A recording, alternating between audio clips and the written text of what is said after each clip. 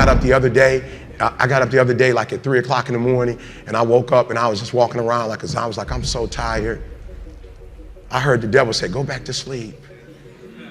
I was like, yeah, you're right. I should go back to sleep. You know what I'm saying? I ain't gonna lie. I was like, bro, you on to something. You know what I'm saying? He's like, why you getting up this early? You already number one in the world. You already number one in the world, E. You already doing what you're supposed to be doing. Like, E, you've been grinding, just go ahead, it's 3. And my body said, yo, E, what would you go back to sleep for? I said, I'm tired. My body said, you're not tired. I said, well, why would you say I'm not tired? He said, because you woke up without an alarm clock. You woke yourself up. So if you were tired, your body wouldn't let you get up. If you were tired, your body would make you sleep till 6. You got up, it's 3. No, what you don't want to do is the grind, but you're up. So do me a favor, Eric, you don't even have to do anything. You don't even have to work. You've been getting up at 3 so early in the morning, don't even worry about it. Just put your shoes on, and when you get on the treadmill, it's just gonna do it for you because you've been doing it every day for 3 o'clock in the morning. For real. My body said, all you gotta do is put your shoes on. That's the hardest thing you gotta do. Just put your shoes on and I'll do the rest. I can't put your shoes on for you, but put your shoes on and then just go. And I just went. And I was walking do the 11 incline, boy, and I was just walking for an hour, and I was just like, you know what, it's almost an hour, I don't feel like running. My body was like, don't even worry about it, we'll get to that when we get to it. I did my hour, was about to get off, my body was like, you know we run now. I said, what? We run now, let's go. You ain't tired? I said, I am tired. No, you're not, you just walked for an hour. You're not tired, Eric. Your brain is telling you some dumb stuff. If you were tired, you wouldn't have been able to walk for an hour. Okay, so let's do this. Just run for 2 minutes. I'm trying to help somebody right now go to a whole other level. The Bible says the reason why you go back to sleep is because you've always gone back to sleep. It's like a default. You go back to sleep because all you gotta do is stop going to sleep, and then you're gonna stop going to sleep. All you gotta do is stop fussing and cussing, and you're gonna stop fussing and cussing. When that alarm clock goes off, there's at least 50% of the time where you just, that soft little pillow is just caressing your head and you wanna stay there. And it takes discipline to go, nope, I'm gonna get up out of this bed and I'm gonna do what I'm supposed to do. And that discipline that you have at that moment, you win that fight. That's a big victory. And then that pattern will carry out throughout the day, because once you're up, well, now that I'm up, I might as well go work out because I'm already up and I feel good that I got up out of bed and I won that battle. Let me go win another battle. I'm gonna go get it done.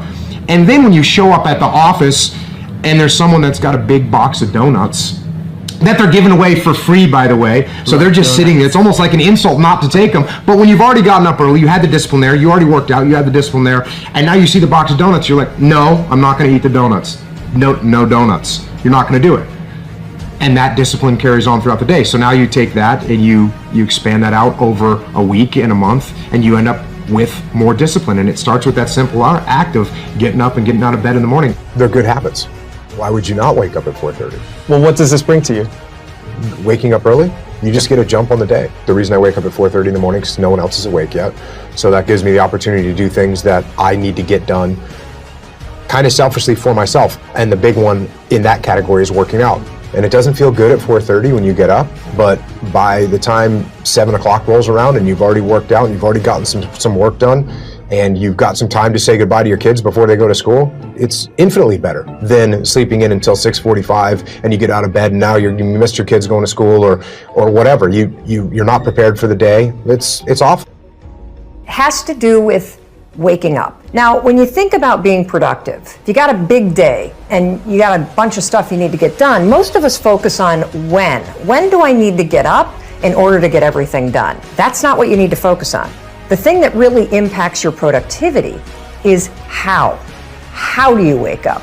And here's the deal. If you're somebody like I used to be that hits the snooze button, that kills your productivity for at least 4 hours. Let me explain. You have to understand this. The snooze button creates a mental state, a state in your brain that is called sleep inertia. It's so bad it actually has a name. Here's what it is. When you and I go to bed, we sleep in cycles. We sleep in cycles of like 90 to 110 minutes all night long. And right before you wake up, the sleep cycles, they stop, and your body goes into a wake-up mode, okay? Your brain is starting to slowly wake up so that it can start the day. When your alarm goes off, you're in wake-up mode. Your brain is now ready to do its best work. However, if the alarm goes off and you hit the snooze button, guess what you've just done? You've just made your brain go back into a sleep cycle. Your brain is now in a mode that takes about 90 to 110 minutes to complete. You just rebooted the system. So when your alarm goes off and you get up 15 minutes later, you're now in major trouble.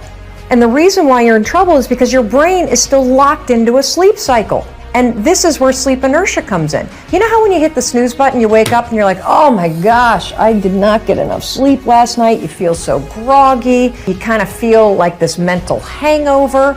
That is sleep inertia. Here's the deal. Your brain, the cortic region of your brain, which is responsible for decision making, attention, alertness, self-control, that sucker is still in a sleep cycle. And now that you're awake, it's going to take the cortical region almost 4 hours to actually snap out of that sleep cycle. That's why you feel groggy. It's because the part of your brain that's responsible for critical thinking and being alert, it's actually still asleep. If you don't already do this, you've got to train yourself to be the kind of person that doesn't use the snooze alarm. Because when you hit the snooze alarm, you're not only putting your brain in a state of sleep inertia, you are directly impacting your productivity, your alertness, and your brain processing for the first 4 hours that you're awake. That's making life harder. I'm all about making life easier. So tomorrow, when the alarm goes off, I don't care how tired you are, I don't care how much you don't want to get out of bed, I want you to remember this. I want you to remember that you've got to wake up and give your brain its best shot to do its best work. And the way you're going to do it is 5, 4, 3, 2, 1, turn off that alarm and get up. Seize the day and go be productive.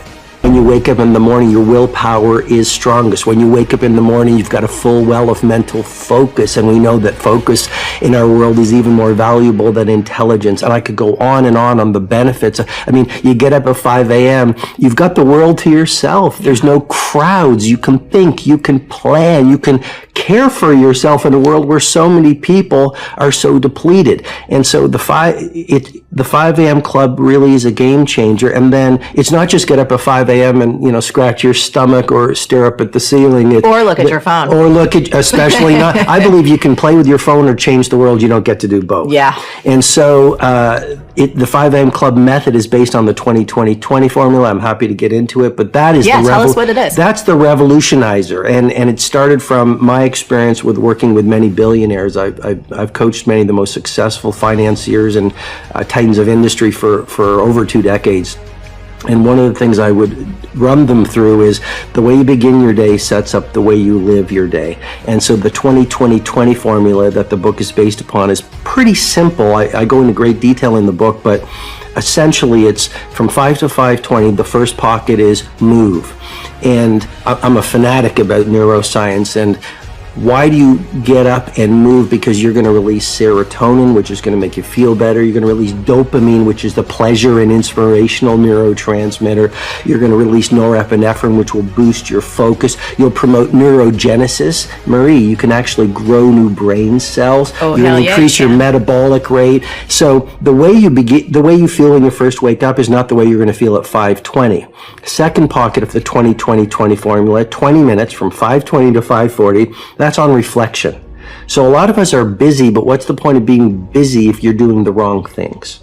The billionaires, the great creatives, the people of great impact, the people who live beautiful lives are very intentional. They're very deliberate. They're very conscious. So for 20 minutes, you write in a journal. You can visualize. You can pray. You can meditate. You can simply contemplate how you're going to live your day, what you want to stand for during the day, for example. And then the final pocket of the 20-20-20 formula is all about grow. And that's where you just read from a biography or a business book or a philosophy book or a... Or watch a Marie TV. Well, especially watching Marie TV. That's, yeah, of course. That's the game changer, isn't it? And so that's 20 minutes of growing, because I think we're most alive when we are growing. Yes. And I believe the leader who learns the most wins.